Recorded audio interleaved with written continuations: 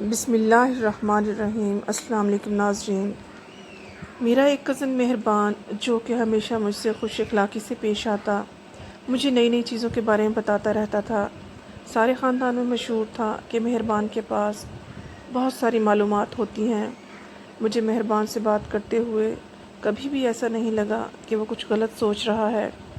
میں جب بھی بات کرتی وہ ہمیشہ مجھ سے اچھی اچھی باتیں کرتا اور مجھے اچھی باتیں بتاتا، لیکن ایک دن مجھے شک ہوا جب میں پچھلی باتوں کے بارے میں سوچ رہی تھی۔ مہربان ہمیشہ ایک بات ضرور کرتا، نازنین کچھ بھی ہو جائے میں تمہیں جو باتیں کہتا ہوں وہ خاندان کی کسی اور لڑکی کو پتہ نہ چلے، میں صرف اور صرف تمہیں آگے لے کر جانا چاہتا ہوں، باقیوں کا میں نے کوئی ٹھیکہ نہیں اٹھا رکھا۔ پہلے تو یہ بات مجھے مہربان کی کرم نوازی لگتی تھی، لیکن آہستہ آہستہ مجھے پتہ چلا کہ مہربان میری اور بھی کزنس کے ساتھ باتیں کرتا تھا۔ میں مہربان پر شک نہیں کر سکتی تھی کیونکہ میں نے کبھی بھی یا اس نے میری ذات میں دلچسپی ظاہر نہیں کی تھی۔ وہ تو مجھے ہمیشہ آگے کی باتیں بتاتا رہتا تھا۔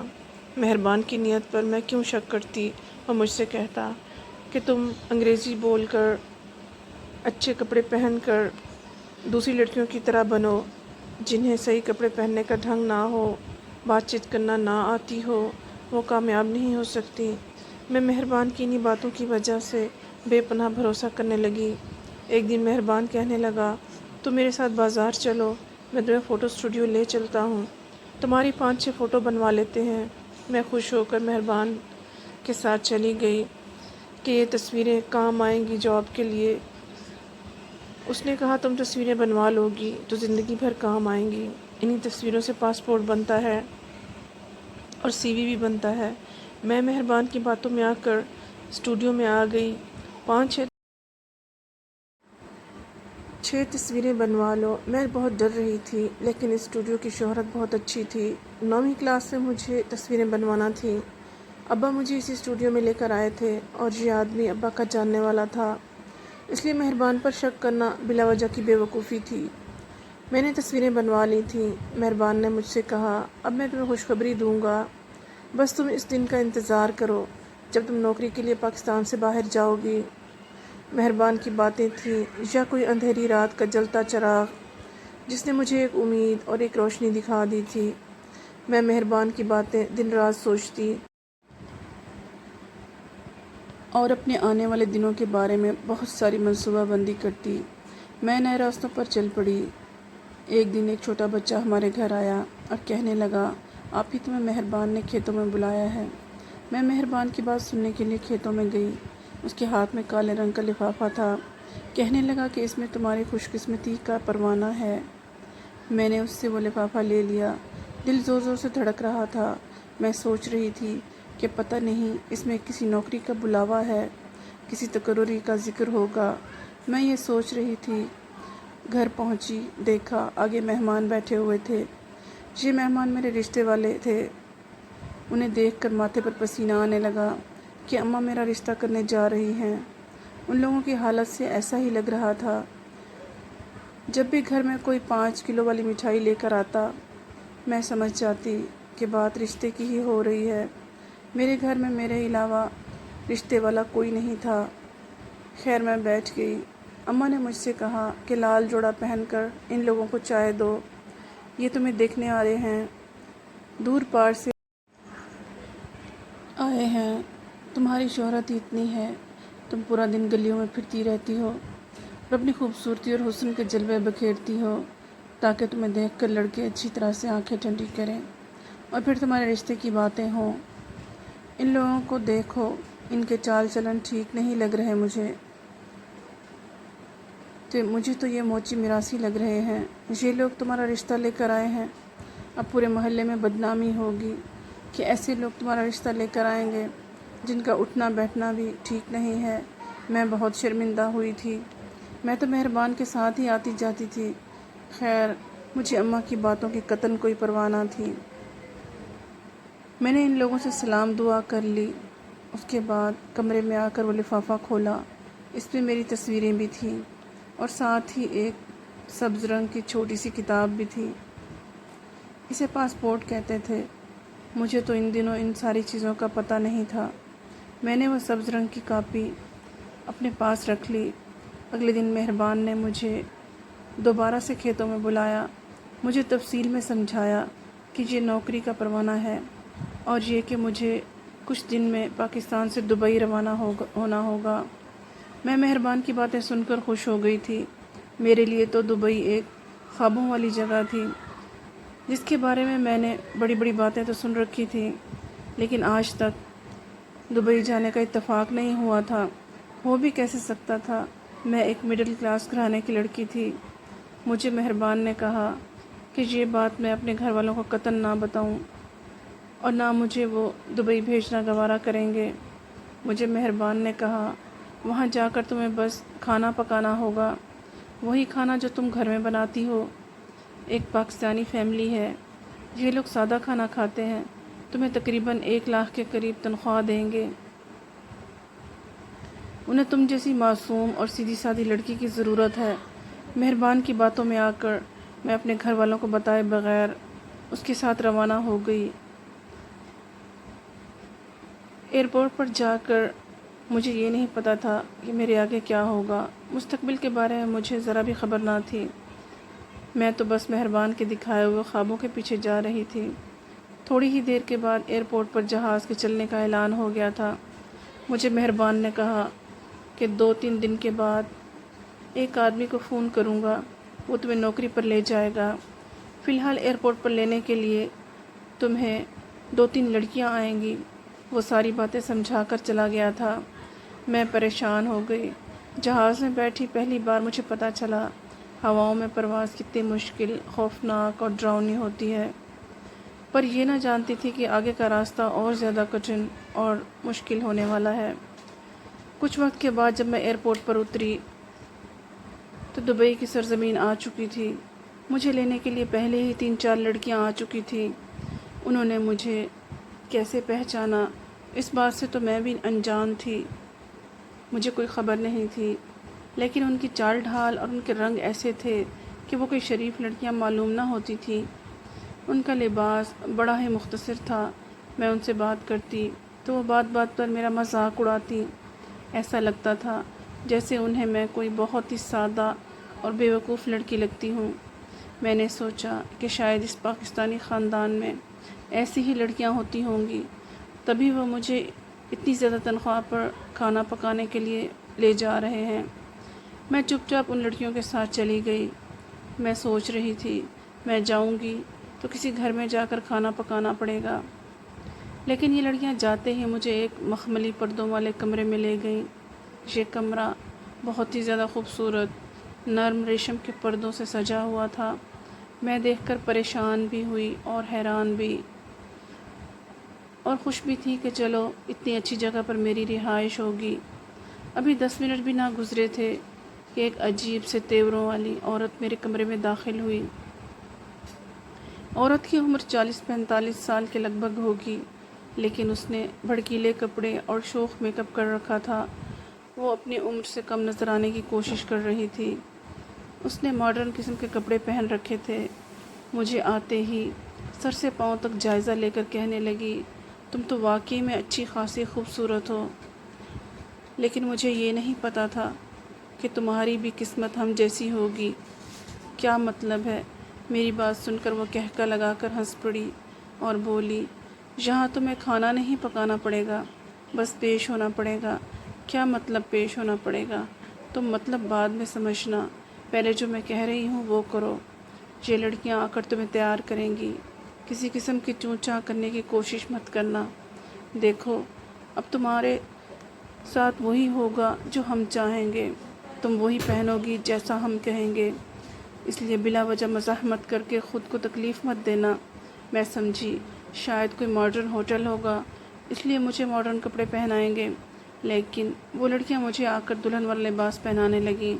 میں پریشان ہو گئی تھی، وہ لوگ مجھے دلہن والے کپڑے کیوں پہنا رہے ہیں؟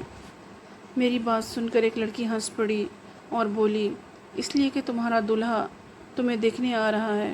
کون سا دلہا؟ اب میں واقعی میں پریشان ہو گئی تھی کہ یہاں میری کسی سے شادی ہوگی۔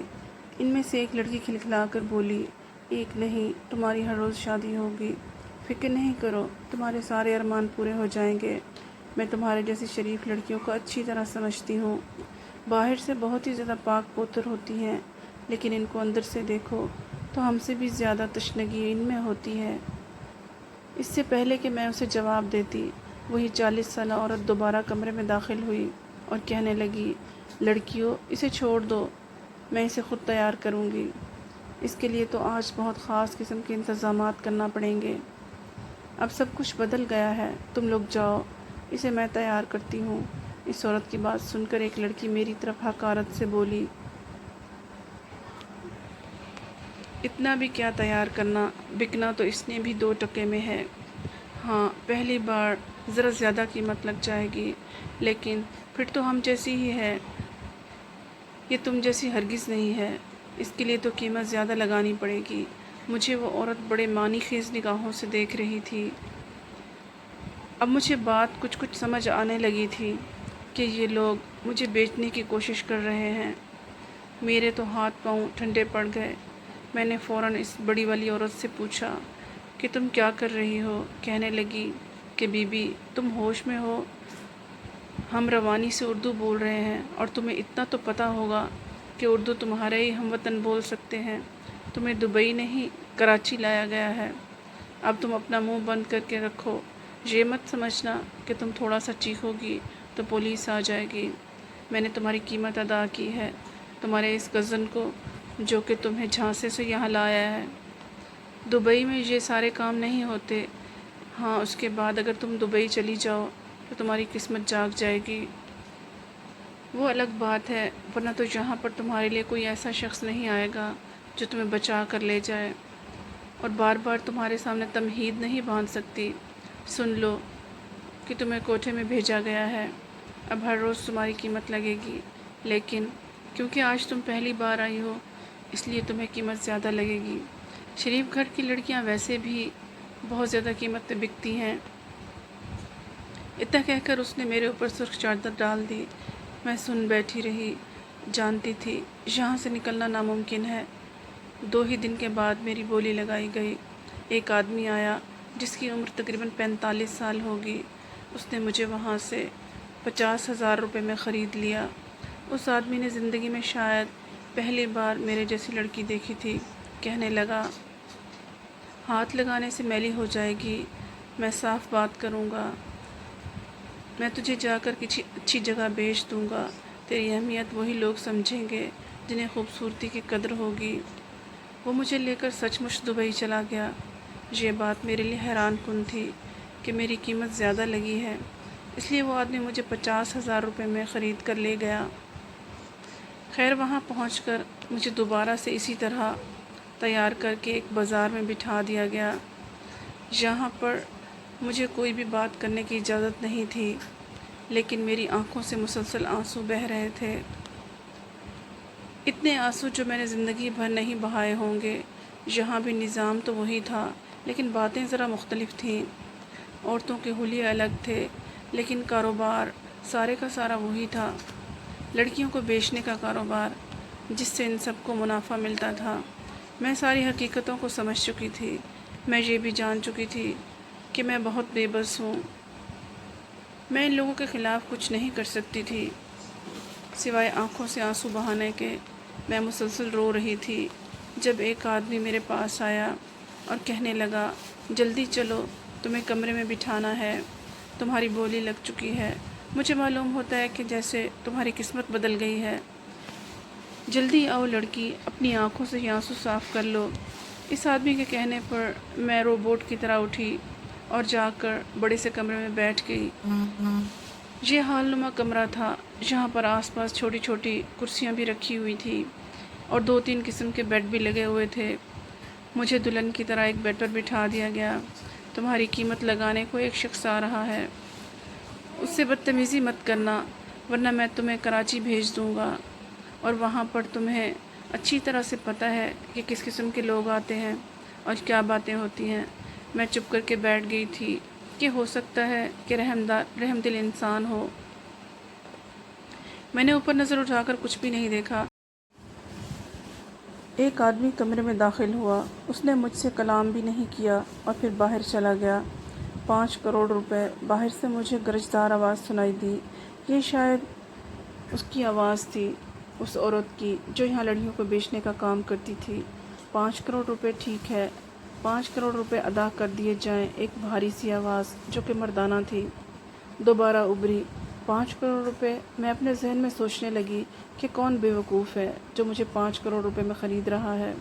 5 کروڑ روپے میں اس کو آدھا پاکستان مل جائے گا۔ میں یہی سوچ رہی تھی کہ وہ عورت کمرے میں داخل ہوئی اور کہنے لگی، اٹھو، جلدی سے تیار ہو جاؤ، بی بی تمہاری تو قسمت کھل گئی، شکر کرو کہ میرے چنگل سے نکل کر جا رہی ہو۔ یہ مہربان تمہیں خرید کر لے جا رہا ہے، لیکن دیکھ لینا کہ تمہیں آگے بیچ نہ دے۔ جس نے تمہاری قیمت 5 کروڑ روپے ادا کی ہے، اس نے کچھ سوچ کر ہی تمہیں خریدا ہوگا، مجھے تو کچھ اور ہی لگ رہا ہے۔ اتنا کہہ کر اس نے مجھ سے خدا حافظ کہہ کر بات چیت ختم کر دی۔ مجھے ایک بڑی سی گاڑی میں بٹھا دیا گیا۔ میرا ذہن ہزاروں سوالوں میں الجھا ہوا تھا۔ میری قیمت 5 کروڑ روپے، آخر کوئی انجان آدمی مجھے کیوں 5 کروڑ روپے میں خریدے گا؟ اسے مجھ سے کیا فائدہ ہوگا؟ ہو سکتا ہے کوئی بوڑھا کھوسٹ ہو اور اس کے ذہن میں بہت سارے ارمان ہوں، تو کوئی جوان عورت سے شادی کرنا چاہتا ہو، میں یہ سوچ رہی تھی۔ پھر مجھے اس گھر پہنچا دیا گیا جو کہ میرے مالک کا گھر تھا اور جہاں پر مجھے پوری زندگی گزارنا تھی۔ میں نے دیکھا یہ گھر انتہائی خوبصورت تھا۔ گھر کے پاس ہی ایک مسجد تھی۔ گھر کے کمرے سے تلاوت کی آواز آ رہی تھی۔ یہ سن کر میں چونک گئی۔ میرے ذہن میں نہ جانے کیوں امیدیں جاگیں کہ یہ جو بھی شخص ہے مجھے خرید کر لایا ہے، خوف خدا والا ہوگا، لیکن اس نے مجھے خریدا کیوں؟ اس کی نیت میرے بارے میں صاف نہیں۔ میں یہی سوچ رہی تھی کہ ایک آدمی آیا اور مجھے دوسرے کمرے میں لے گیا۔ کہنے لگا، آپ یہاں پر رہ سکتی ہیں، صبح تک آپ کے کاغذات میں اپنے پاس رکھوں گا، مالک آئیں گے تو ان سے بات چیت کر کے پھر آپ کو بتاؤں گا کہ مزید کیا کرنا ہے۔ اس کے جانے کے بعد میں نے اطمینان سے کھانا کھایا اور سو گئی۔ نہ جانے مجھے کیوں لگ رہا تھا کہ میں ایک محفوظ پناہ گاہ میں آ گئی ہوں۔ ایک شناسائی سی دل میں تھی جو مجھے تسلی دے رہی تھی کہ یہاں میرے ساتھ کچھ برا نہیں ہو سکتا۔ ایسا لگ رہا تھا، احساس ہو رہا تھا مجھے۔ صبح میری آنکھ کھلی تو دوسرے کمرے سے تلاوت کی آواز آ رہی تھی۔ آواز میں اتنا سوز تھا کہ مجھے دل کو اچھا لگنے لگا۔ میں سمجھ گئی کہ یہاں کوئی بھی نیک انسان رہتا ہے۔ ایسا بھی ہو سکتا ہے کوئی نیک آدمی ہو اور اس کی اولاد بدکار ہو سکتا ہے کہ یہ باپ کی نیک اولاد ہو، اس کی اولاد بدکار ہو۔ یہی اندازے لگائے بیٹھی تھی۔ تھوڑی دیر بعد تلاوت بند ہوئی۔ میں نے دیکھا میرے کمرے کی طرف کسی کے قدموں کی آہٹ آ رہی تھی۔ میں نے دیکھا یہ ایک بوڑھا بزرگ تھا۔ میں سوچنے لگی کہ شاید اسے ایک نوجوان لڑکی کی صحبت چاہیے ہوگی، لیکن چہرے پر بے انتہا نور تھا۔ میرے سامنے آ کر بیٹھ گیا اور کہنے لگا، بیٹی، میں نے تمہیں اس لیے نہیں بچایا کہ تم سے کوئی فائدہ حاصل کر سکوں، بلکہ میں نے اس لیے تمہاری مدد کی۔ میں چاہتا ہوں تم ایک نیک ماں باپ کی اولاد ہو اور اللہ نے مجھے نیک لوگوں کی مدد کے لیے ہی بھیجا ہے۔ میں نے جب تمہیں دیکھا تھا میں سمجھ گیا تھا کہ تم اس سارے کام کے لیے نہیں ہو، تم اس کے لیے راضی نہیں ہو۔ تمہیں زبردستی وہاں بٹھایا گیا تھا۔ یہ لباس بھی تم پر ایسا ہی تھا جیسے تم نے پہلی بار پہنا ہو، تبھی میں نے تمہیں 5 کروڑ روپے میں خریدا، اپنے لیے نہیں، کسی اور مقصد کے لیے۔ میں ان کی باتیں سن کر خاموش ہو گئی۔ دل کو ایک اطمینان اور ایک سکون تھا۔ ظاہر ہے جن لوگوں نے مجھے اتنی مہنگی قیمت میں خریدا وہ میری بے قدری تو نہیں کریں گے۔ کہاں 50,000 اور کہاں 5 کروڑ۔ تھوڑی دیر کے بعد انہوں نے مجھ سے کچھ کاغذات پر دستخط کروائے اور کہنے لگے، تم جب تک چاہو اس گھر میں رہ سکتی ہو بیٹی، لیکن مجھے اچھی طرح پتہ ہے کہ تم شریف باپ کی لڑکی ہو، ماں باپ کے گھر ضرور جانا چاہو گی، اسی لیے ہم تمہیں تمہارے آبائی گھر پہنچائیں گے، اور دوبارہ ایسی غلطی کبھی مت کرنا، کبھی کسی جانے انجانے شخص پر بھروسہ کر کے اپنے ماں باپ کی دہلیز پار مت کرنا۔ انہوں نے مجھ سے یہ بات کہہ تو دی، لیکن مجھے خریدنے کا مقصد نہیں بتایا تھا۔ وہ جو باتوں باتوں میں ذکر کر رہے تھے کہ میں نے تمہیں کسی خاص مقصد کے تحت خریدا ہے، یہ میں نہیں جان پائی تھی۔ اگلے دن میں ایئرپورٹ پر موجود تھی، مجھے پاکستان پہنچا دیا گیا اور یوں میرے ذہن میں وہ تجسس رہ گیا۔ مجھے اس سوال کا جواب نہیں مل سکا تھا۔ جب میں گھر واپس آئی تو تب ساری حقیقت میرے گھر والوں کو پہلے ہی پتہ چل چکی تھی، کیونکہ میرے کزن نے اپنی حقیقت خود تو بیان نہیں کی، لیکن 2-3 اور لڑکیاں وہ اس طرح نوکری کا جھانسا دے چکا تھا جنہیں انہیں تھوڑی بہت خبر تھی کہ میں اپنے اس کزن سے بات چیت کرتی ہوں اور نوکری کے بارے میں معلومات حاصل کرتی تھی، کیونکہ ایسی باتیں میں اکثر کیا کرتی تھی۔ انہوں نے میرے اماں ابا کو سب بتا دیا تھا۔ سب لوگوں نے مل کر اسے تھانے میں بند کروا دیا۔ یوں اس نے اپنے جرم کا اعتراف کر لیا۔ لیکن جب میں گمشدہ ہو گئی تھی تو پھر مجھے ڈھونڈنا ان کے لیے بہت مشکل ہو گیا تھا۔ انہوں نے مجھے بہت ڈھونڈا، میں نہیں ملی تو اپنی قسمت پر صبر کر لیا۔ مجھے سب نے دیکھا تو بہت حیران ہوئے۔ سب نے مجھ سے یہی کہا کہ غلطی تمہاری تھی، تمہیں ماں باپ کو بتائے بغیر اتنی دور نہیں جانا چاہیے تھا۔ میں نے اماں ابا کو یقین دلایا کہ میں محفوظ ہوں، مجھے کوئی نقصان نہیں ہوا، تو ان کے دل کو بھی اطمینان ہوا۔ لیکن میں ابھی تک اپنے محسن کو نہیں بھولی تھی۔ میں بار بار اسے یاد کرتی، یہی سوچتی کہ آخر کوئی تو بات ہوگی جو اس نے مجھے خریدا ہے، کیا مجھے اس سے بات کرنی چاہیے؟ لیکن میرے پاس کوئی رابطہ نمبر نہیں تھا۔ میں ہر روز دعا کرتی کہ مجھے کسی طرح اس کی خبر مل جائے کہ اس نے مجھے پیسے دے کر آزاد کرنے کا مقصد نہیں بتایا، مجھے سمجھ آئے کہ اس کا کیا مقصد تھا۔ ایک دن میں نے اخبار میں پڑھا، اس بوڑھے کی تصویر تھی، ساتھ میں خبر بھی لگی ہوئی تھی کہ دبئی کے کروڑ پتی شخص نے اپنے بیٹے کی بیماری کا صدقہ نکالنے کے لیے اتنے پیسوں سے لوگوں کی مدد کی، اور میں نے دیکھا ان کے بیٹے جن کی عمر 17 سال تھی کینسر میں مبتلا تھا اور اس کی زندگی کم ہو گئی تھی۔ شیخ صاحب نے اپنے بچے کی جان بچانے کے لیے اتنے صدقات کیے، اتنے لوگوں کی مدد کی کہ ان میں ایک صاحب نے اپنے بچے کی جان بچانے کے لیے اتنے صدقات کیے، لوگوں کی مدد کی، ان میں بھی شامل تھی۔ یوں اللہ نے ان کو میرے لیے وسیلہ بنا دیا۔ خبر پڑھ کر میں نے اپنے رب سے بے پناہ دعائیں کی کہ جس شخص کو وسیلہ بنا کر تم نے مجھے اپنے گھر تک واپس بھجوایا، میری عزت کو بچایا، اللہ تو اس کو شفا بھی دے دے۔ میں آپ سب سے یہی درخواست کروں گی کہ میری کہانی سننے کے بعد میرے محسن کے لیے دعا ضرور کریں۔ مزید اچھی کہانیاں سننے کے لیے ہمارے چینل کو سبسکرائب کیجیے۔ اگلی ویڈیو تک مجھے اجازت دیجیے۔ اللہ حافظ۔